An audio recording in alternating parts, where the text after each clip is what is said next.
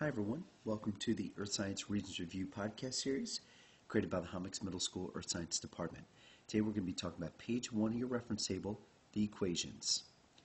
Now up until this point we've covered 3 equations, 2 of which are in your reference table. The first one is eccentricity. Basically this is going to be a measure of how round or how flat an orbit is of an object up in space. You're going to take the distance between the foci, you're going to divide it by the length of the major axis. Well, this formula is going to look something like this. E equals D over L.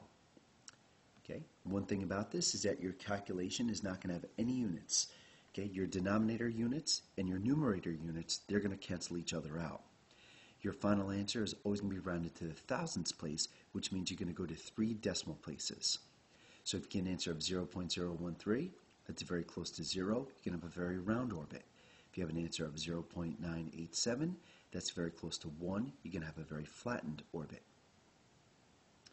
The second formula is going to be your density. And density equals mass over volume. Now this one is going to look a little something like this. dmv. If you can put the density, the mass, and the volume into the triangle just as you're viewing this, you're not only going to be able to figure out the density, you're going to be able to figure out volume, and you're going to be able to figure out mass. Let me show you.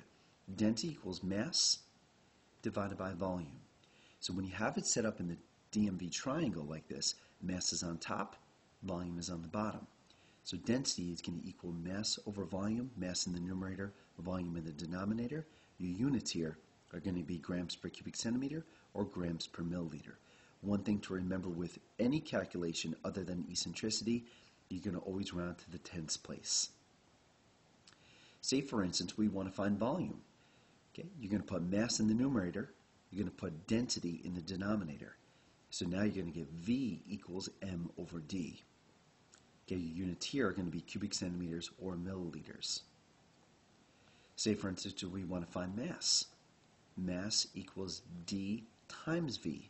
When you have numbers next to each other in math, you always multiply them.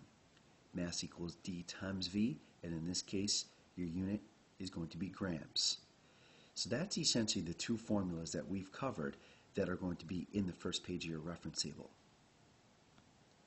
We've also talked about percent deviation as well, which is basically a measure of how much your calculation is going to be off. The formula here is percent error, or percent deviation, is going to equal the difference between the measured value and accepted value, divided by the accepted value, and you're going to multiply that entire statement by 100.